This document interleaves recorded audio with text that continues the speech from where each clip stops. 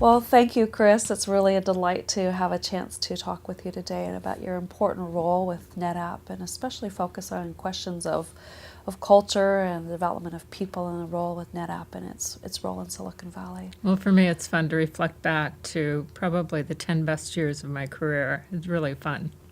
Well, let's go back to the beginning, as you were such an important part in the formative time of NetApp and really establishing those norms, those values. Can you talk about what it was like and how did you approach what would become that foundation of values for that time? So the first year of NetApp was a little bit chaotic and really interesting because I joined NetApp when they were $13.5 million in revenue and under 100 employees, I think something like 60. And I joined as a consultant, and it was one of the 3 clients I had, and they were late to get funding in the starting because they only came in at the 3rd round, and they were ready to be a big company. But like with any organization, they didn't have all the people in the right places at the time. They had all kinds of challenges, and so I just kind of remember the first year between the time I met Dan to the time we went public as just a lot of what under organizational model I've used, Tuckman's model, I would call forming and storming. It's bringing together a team. It's putting the things together you need to do. It's getting the right people in places. It's putting the structure that you need to run a business. It was all of those things. They had a great product, but we needed to form a company and make it actually a viable option. And to do that basically in a year from putting an exec team together to going public was pretty amazing with actually a fairly small revenue stream and a market that didn't really accept us at that point. Now, how do you build that going on?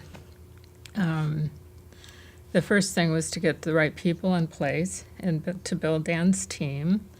And some people have said that it was an eclectic team. It was an unusual team. There was a lot of shifting in the early days. That's true, all of it. It's kind of finding the right places for people, finding who complements one another. One of my key values in terms of staffing is to look for complementary skills, because too often managers hire in their own image or they hire like skills. And I think building a team, it's better if you hire skills where people bring strengths that augment others' weaknesses. And we clearly had that. And there were some key inflection points. Dave and James from the early days basically shared the engineering side. One of the key inflections was making a point of going out and hiring like a hardware team as an example, because it had been mostly software. And that was sort of after James burned up the lab one day with a product, and we kind of decided, okay, we needed to go doing something. Another inflection point was going from basically resellers, selling our product through resellers, to direct. And looking back, it seemed like a fairly seamless thing. I mean, it was just like it happened magically almost. We just made that decision to do that. It wasn't really the case. It was a lot of angst in terms of trying to figure out how we could afford it, trying to figure out, what the strategy would be. There's a lot of discussion back and forth. But ultimately, it was kind of like you have a person that actually believed we had to go that way, Tom Mendoza. And at some point, if you have a team that works together, you get the data and then you have to move and you have to trust. And I think that was a key point. It's a data-driven company.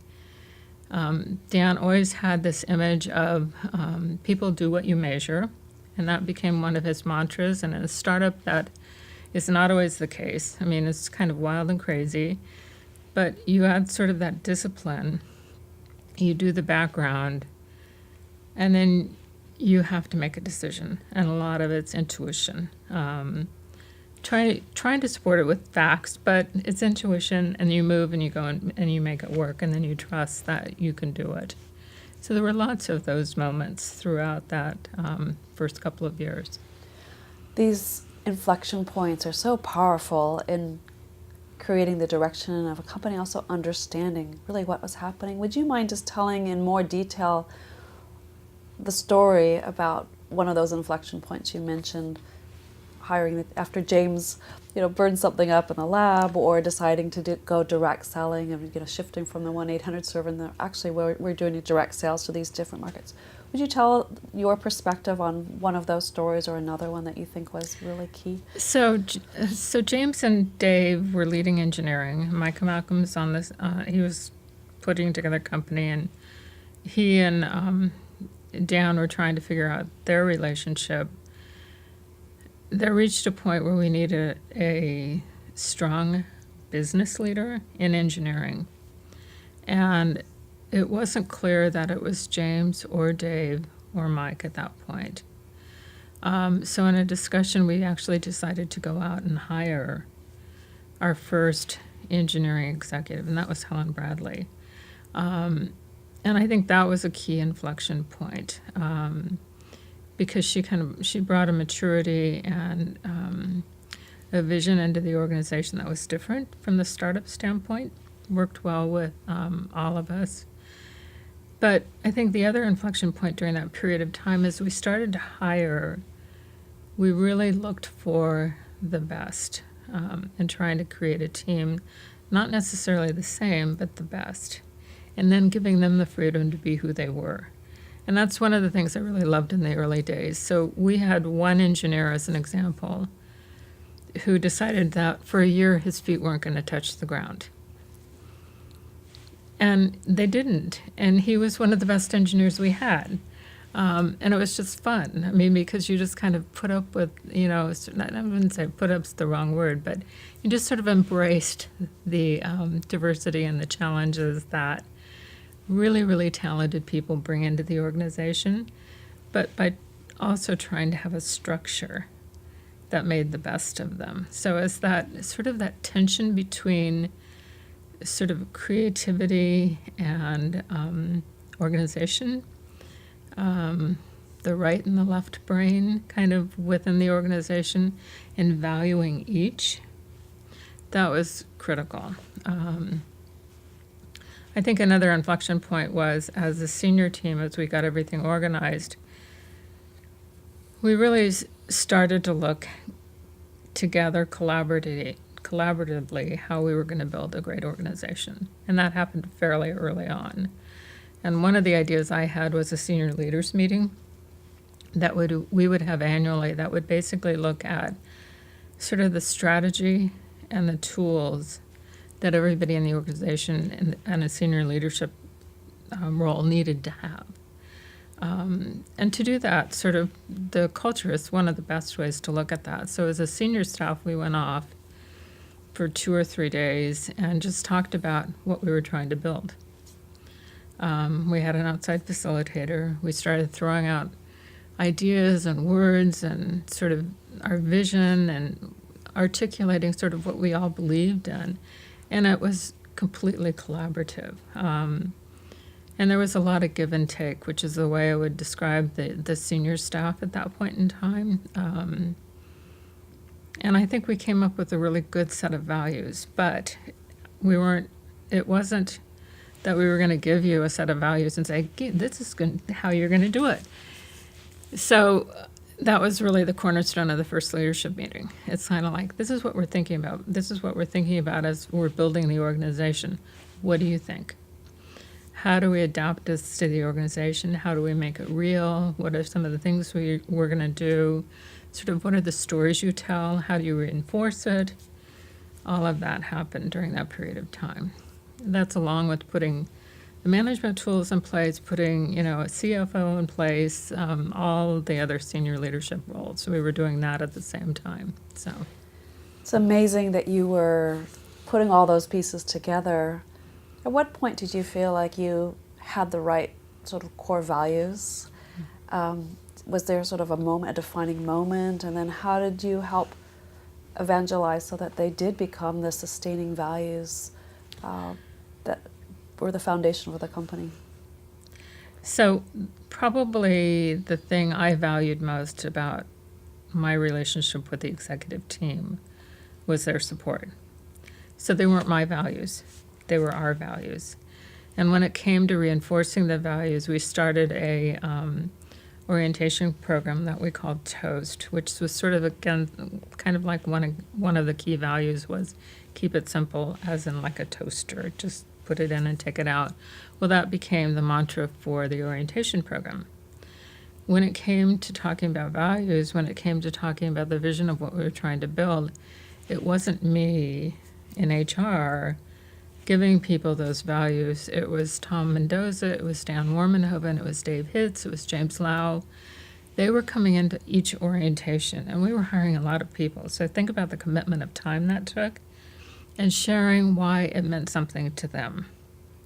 We would have a monthly meeting. We would share different stories about how they meant to us. So it became part of the DNA. I mean, it just became part of who we were as an organization that we reinforced.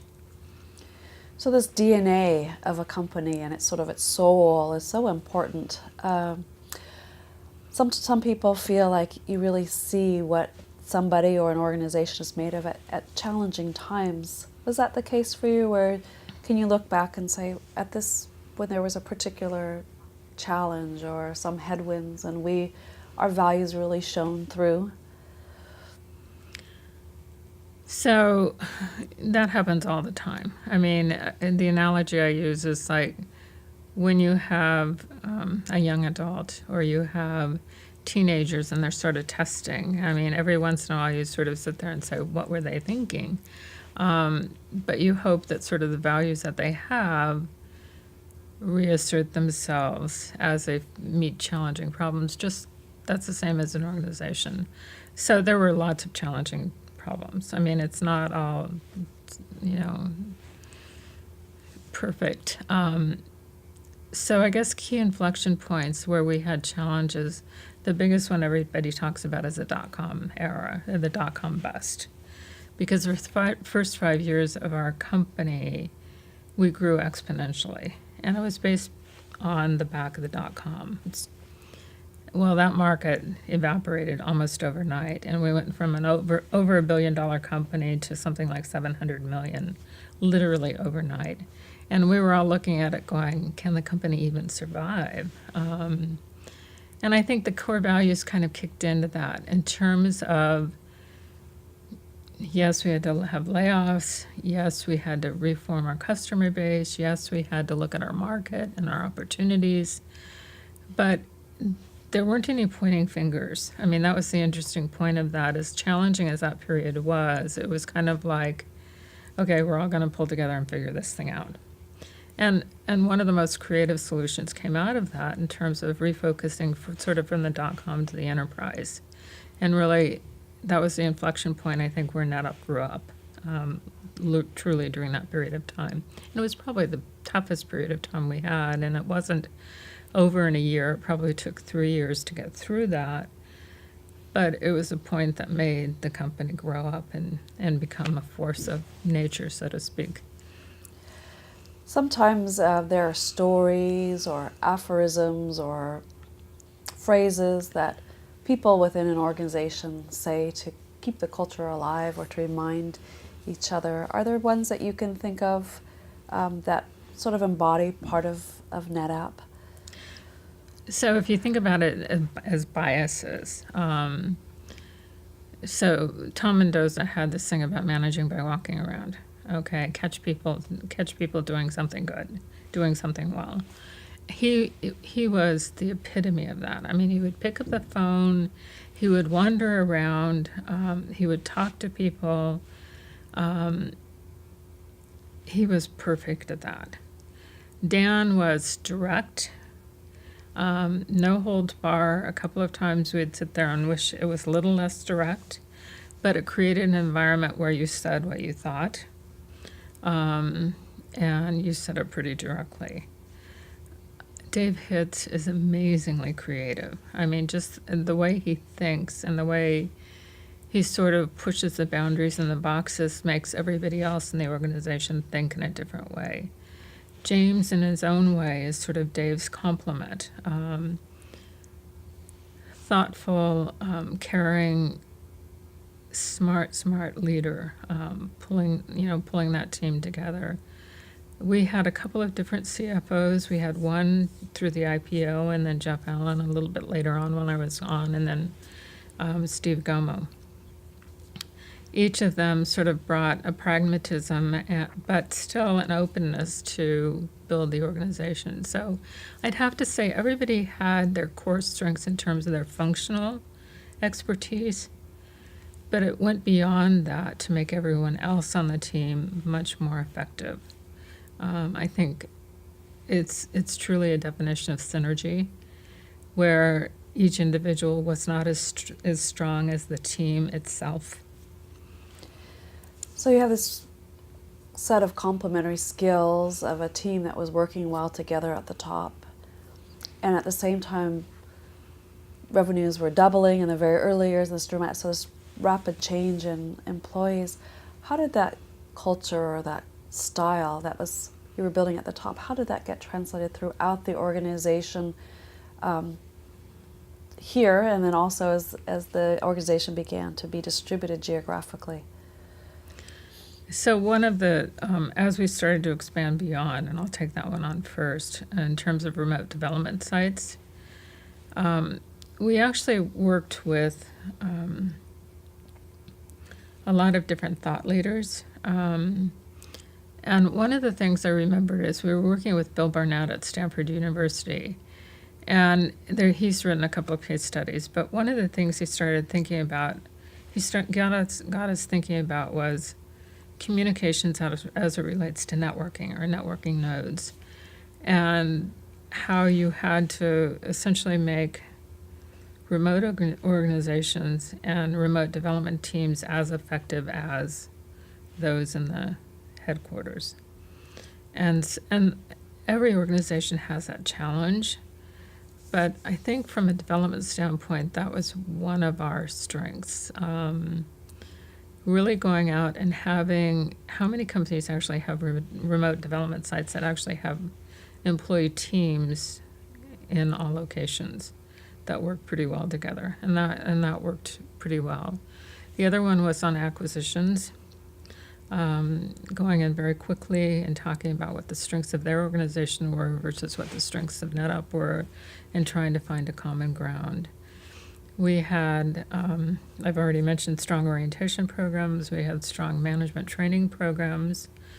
And we had, I think, leaders, senior leaders and leaders underneath them that were reinforcing the values in every way. Plus we had monthly all hands. That helped.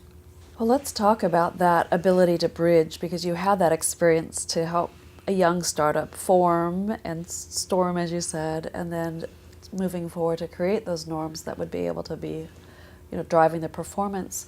What were some of those sort of critical things that you could see on the horizon that you were trying to help bridge as the company was going through this natural startup process, which is messy and ambiguous? How did you help get it to that next level as a mature organization?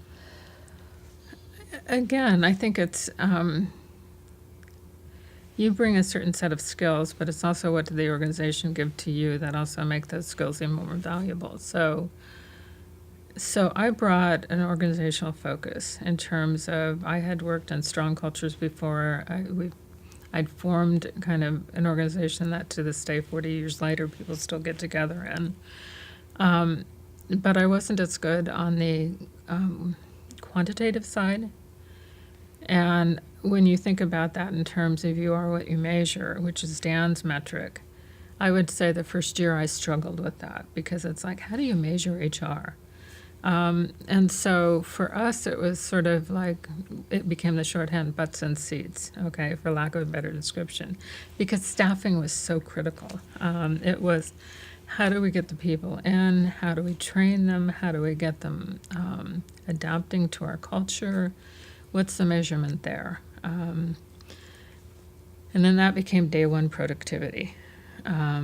So how do you measure that? So because I had human resources, corporate services, and real estate, I had all the things that could break for a person coming on board, okay, from the staffing process to whether they had a desk when they came in or, a virtual workstation or whatever it was, whether the facility was ready, all the things that I used to say I had everything that nobody else wanted in some respects, but those things are critical to get people on board and make them work. And so you measure it in terms of day one productivity as an example.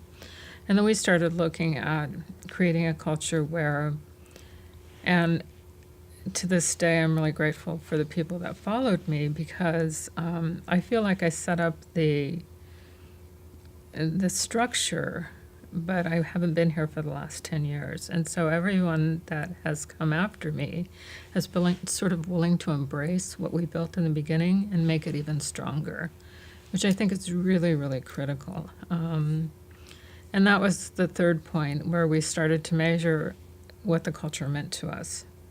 And some people call it a marketing tool, but I really think it's a nice report card for whether you're doing what you're saying you're doing. And that was the Great Place to Work. It was sort of the morale survey. It was the culture survey, whatever you wanted to call it.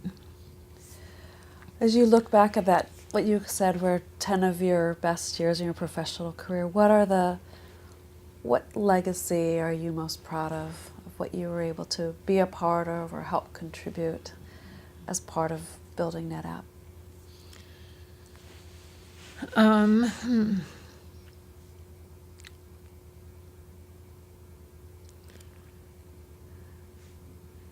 So while I haven't been here for the 20 odd years that NetApp's been around, I think many of the key programs I put in place in the beginning were a key to making their culture and the organization strong and vibrant and resilient. And you need all of those things to build an organization and have it sustain over time. I think I contributed a lot to the hiring decisions in the early years, especially when it came to finding complementary skills and building teams and putting them together. I think a lot of the real estate decisions we made in the early days were critical in terms of having the capacity to grow, which people built on. I'm trying to think what else.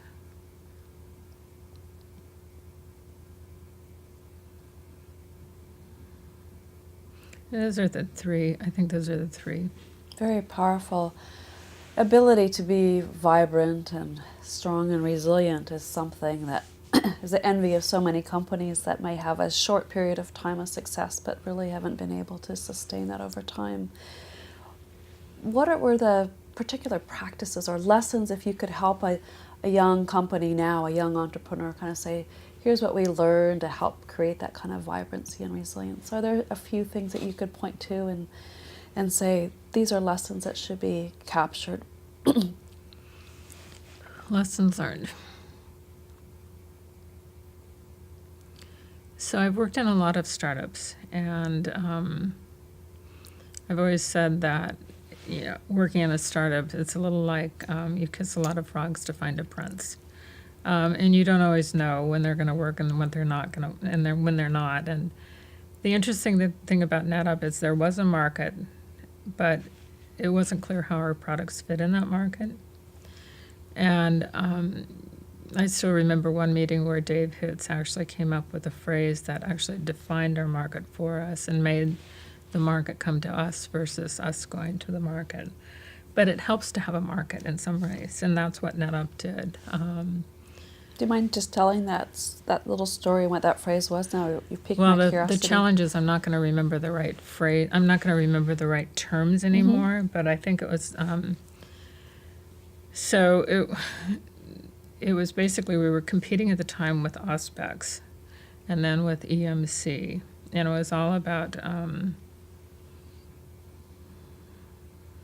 not going to remember the term.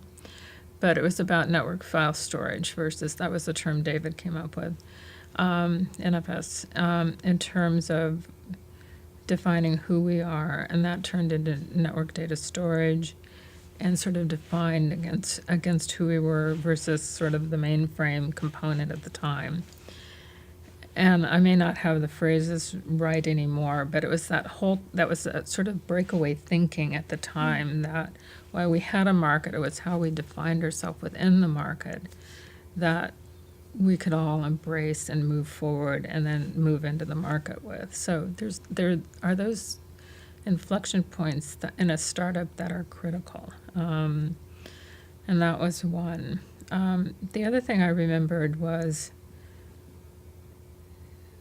with a startup, a lot of times it's about you're working against sort of it's David and Goliath in a sense, and it's like what tools do you have that make you different, or what you're not just going to place that rock in the right place every time, but what tools do you have? And so one of the things I still remember to this day, it was wildly expensive, but it was the stainless steel bezel. And it was the way it showed up in the data center.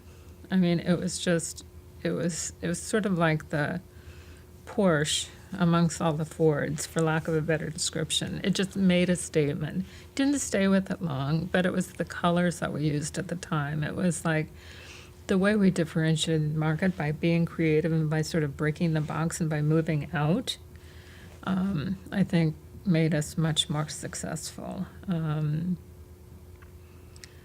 We were sort of practicing disruptive technology before what Clayton Christensen actually came up with it.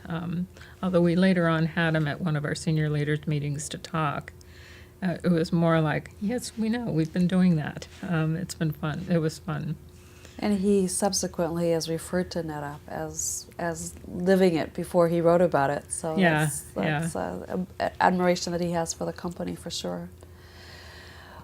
Well, in your perspective of looking, if we just pull up about 10,000 feet, and you mentioned about some of your concerns about Silicon Valley, and what I'd like to ask you is, how did NetApp fit into the culture, fit into the ecosystem of Silicon Valley? Were there things that are people or organizations or part of the culture that NetApp drew on, and in turn, do you think there might be ways that NetApp then helped perpetuate or contribute to Silicon Valley?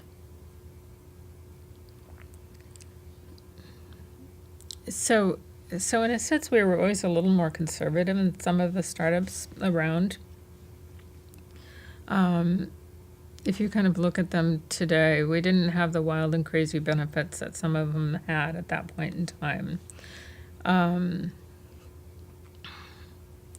I guess our creativity was in terms of the way we allowed people to think and the way we allowed them to act versus what we gave them. So we gave them an environment where they could use their intelligence, use their creativity, use their sort of moxie to make something really interesting versus sort of what we gave them in return. What we gave them in return was more intangible than tangible. And what I see in the Valley today is it's all about me and it's all about what I get versus what we are doing together.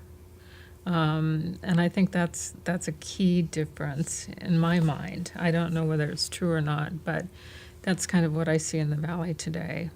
I think the other thing is trying to be an inclusive organization.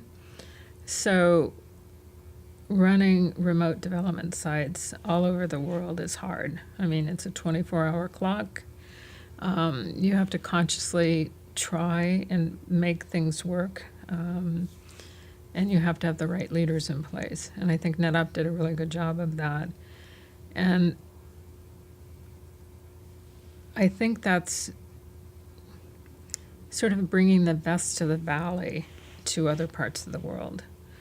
That innovation, participative management, culture, all of that, I think, is sort of just get it done. All of the values that NetApp had, I think we took and made it adapt to the environments that we took them into, like Research Triangle Park, Boston, New Jersey, India, wherever it is. It was just a nice collaboration between that environment and our environment. So I think we took the best of Silicon Valley out and also used it here. What else? I love that metaphor. One of the areas that I've heard that NetApp was a pioneer, which has maybe subsequently been more fashionable to focus on, is about being inclusive and have a diversity of people involved, including in leadership. You mentioned that Helen Bradley was a hire as a woman in a senior technical position very early, long before the more recent focus on that. She was a VP of engineering. We've had a lot of we had a number of women engineers. We had Carol Bartz on the board when I was there. In fact, Carol was interesting. There's a lot of focus on women today, and she personally affected my career in some respects. But because when I came in, she I think a year after I joined, she joined the board, and one of the requests she had was to look at sort of all the options that the executive team had. And she went back to Dan and said, I don't think Chris is treated equally to the rest of the people on the team. And that was corrected. And so I think there was a strong emphasis in the early days to make sure that, and this is 20 years ago, and it's still an issue today. So for me, I always felt a valued member of the team and an equal member. And other than Helen, I don't think there were other women on the team while I was there, but it didn't matter because it was an inclusive environment, and we were all sort of respected and trusted for what we were doing and part of the team. It's really amazing when you realize that was 20 years ago. Yeah. And right. So you've mentioned a few people along the way, thought leaders from outside the organization or people that you brought in, or you mentioned Carol, who helped kind of form, you capture their ideas or some of their insights that you then brought into the organization. Are there any others that you would point to? There's the interesting thing is we all brought different leaders in, okay, on the executive team. Tom Mendoza brought in leaders to speak to the sales team, where we took ideas from them and expanded them in other parts of the organization. Dave Hitz and James Lau would expose us to people, and we'd expand their ideas and we basically took ideas wherever we could get them and sort of made them adapt to our own organization. And what's interesting is when you bring in a lot of really good talent, they bring ideas with them. And if I had one, point to make to startups or any other organization, hire the best talent you can. Because that's what drives your organization. And that's really, I think, what drove NetApp, is we had tremendous talent from the very beginning. That's great advice to really distill it down to that. And yet many organizations start with good talent but aren't able to keep them, retain them, and empower them for growth over time. And one theme I've heard from people again and again was, I chose to stay with the organization and I was really happy. I was enormously productive and I was happy. So if this startup person would say, now I need advice for the next part, is there any other advice once I've been able to attract the best talent? What could I do to empower them and keep them over time? So you can get the best talent, but if you can't use them, or you can't make them feel like they're an effective part of the organization, they're contributing, you're not going to keep them. So part of that's so what's your leadership look like?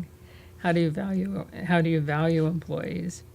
And how do they contribute to the organization? Are they equal or subordinate? That's really an interesting point, is most employees want to be part of the team and they want to be an equal and not really managed, if the truth be known. So it's how do you put that structure in place where people can manage themselves in an effective way that contributes to the team. Just as we close, I wonder if you might comment on sort of the legacy. We're trying to understand how remarkable people have led and built remarkable companies, which have then created a legacy that others can learn from. Are there any aspects of the legacy of NetApp that you particularly want to point to and as sort of enduring and a part of, example for companies of the future? I guess the one thing I would say is value diversity. And I don't just mean from an ethnicity standpoint, I mean it from value of diversity in thought, value of diversity in action, value of diversity in the types of people you hire and where you hire them. Because that's where you get sort of the interesting both tension and performance from an organization, because that diversity brings challenges, and with challenges it makes you think.